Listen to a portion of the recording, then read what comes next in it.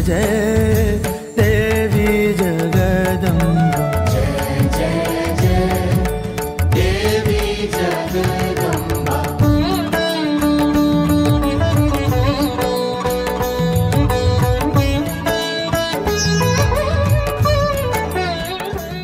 हे माँ, हर जगह विराजमान और माँ सिद्धिदात्री के रूप में प्रसिद्ध अम्बे, आपको मेरा बारंबार प्रणाम है।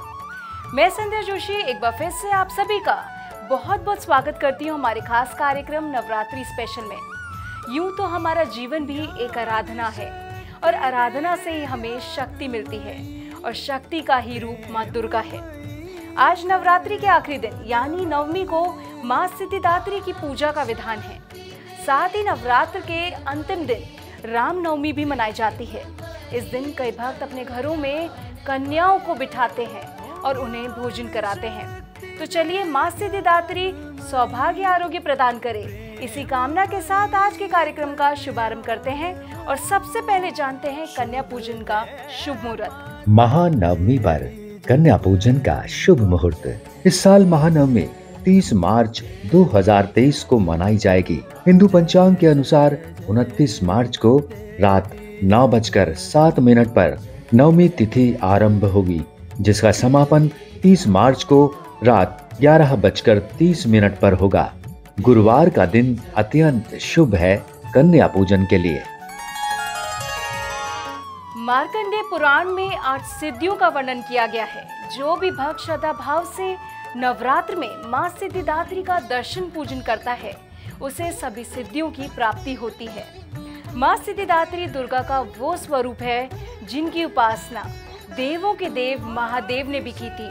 देवी पुराण के अनुसार भगवान भोलेनाथ ने भी माँ सिद्धिदात्री की कृपा से सभी सिद्धियों को प्राप्त किया था। इनकी अनुकंपा से ही शिव जी का आधा शरीर देवी का हुआ था। यही कारण है भगवान शिव अर्धनारीश्वर नाम से भी प्रसिद्ध हुए। ऐसी है माँ सिद्धिदात्री की महिमा।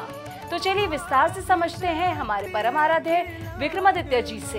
नमस्कार, स्वागत है आपका आचार्यवाणी में। मैं आचार्य डॉक्टर विक्रमादित्य आपके साथ हूँ।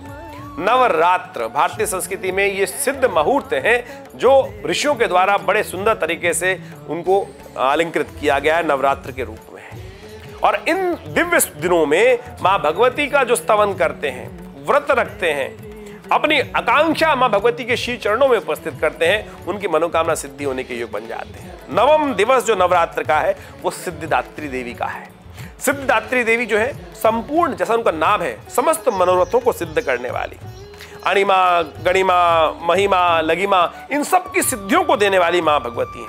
इस संसार में समस्त प्रकार के मनोरथों को सिद्ध करने वाली भगवती है। समस्त देवतागण इनके श्री चरणों में इनको नमन कर कर वहीं उपस्थित रहते हैं। माँ की हर बात निराली है, माँ का हर रूप निराला है। माँ सिद्धिदात्री 4 भुजाओं वाली है। इनका वाहन सिंह और आसन कमल का है। माँ के एक हाथ में सुदर्शन चक्र है और एक हाथ में गदा, तो एक हाथ में कमल का फूल, एक हाथ में शंख सुशोभित है। ये जीवन में नवचेतना भर देती है। कौन है यह भगवती?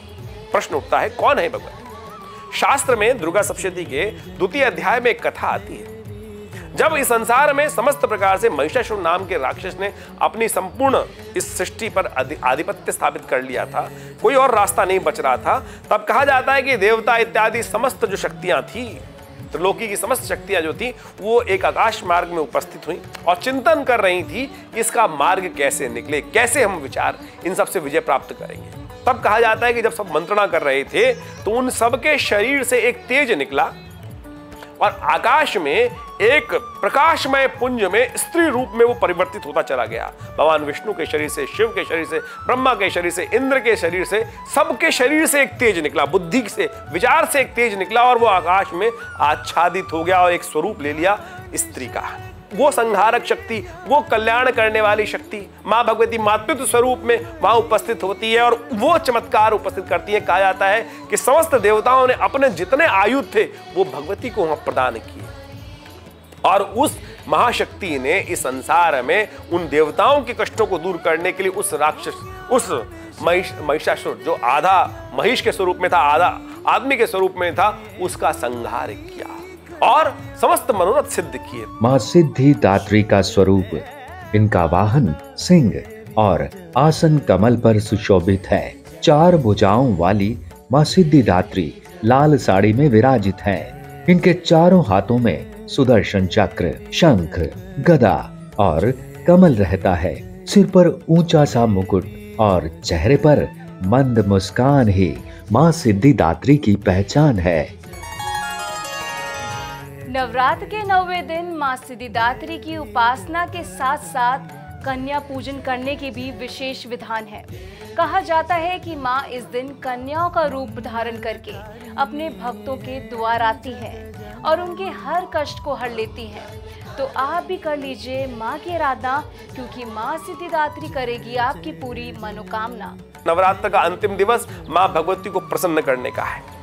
भगवती के विभिन्न मंत्रों के द्वारा उनका स्तवन करें। ओम हिरण्यवर्णाम हरणिम सुवर्ण रजस्रजाम चंद्राम हिरण्यमयीं लक्ष्मीं जात वेदो माव ताम आव जात वेदो लक्ष्मी मर्मगामिनीं यस्याम हिरण्यम विंदेयम गामश्वम पुरुषानम। इस प्रकार से विभिन्न 16 मंत्र हैं।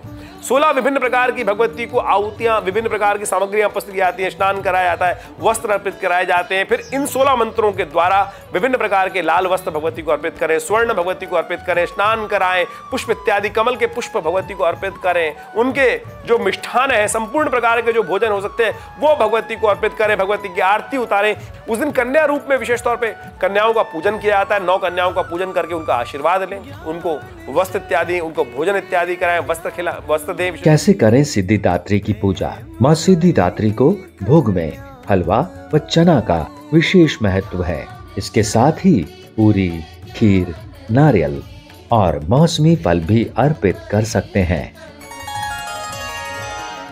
हम में राम, तुम में राम, सब में राम समाए, और सबसे कर ले प्रेम जगत में कोई नहीं है पराए। नवरात्र के 9वें दिन रामनवमी पूजन भी किया जाता है। कहा जाता है कि मर्यादा पुरुषोत्तम भगवान राम का जन्म हुआ था। इस दिन राम दरबार की पूजा करने से भक्त को धन दौलत, प्यार, परिवार के साथ हर तरह की सुख की प्राप्ति होती है। तो चलिए भगवान राम के विराट स्वरूप के बारे में विस्तार से समझते हैं। इस संसार के सुप्रीम पावर भगवान राम का जन्मदिन प्रत्येक वर्ष रामनवमी के दिन मनाया जाता है। इस बार रामनवमी 30 तारीख को यानी 30 मार्च को रामनवमी है, जिस दिन भगवान राम का जन्मोत्सव भव्य तरीके से मनाया जाना चाहिए। श्री रामचरितमानस में हनुमान जी बहुत सुंदर शब्दों में जब आते हैं लंका से तो कहते हैं जामवंत जी के साथ, जामवंत जी कहते हैं कि तुम कृपाल जा पर अनुकूला और ताहि न व्याप त्रिविध भवसूला, दैहिक दैविक भौतिक तापा और राम राज में काहू ही व्यापा।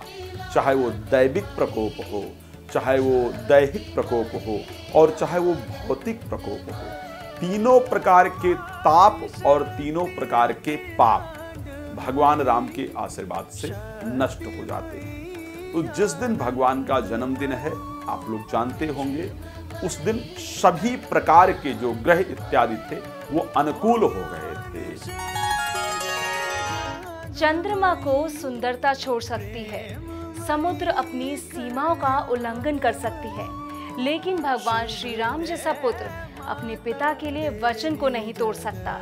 ऐसी है भगवान श्री राम की महिमा।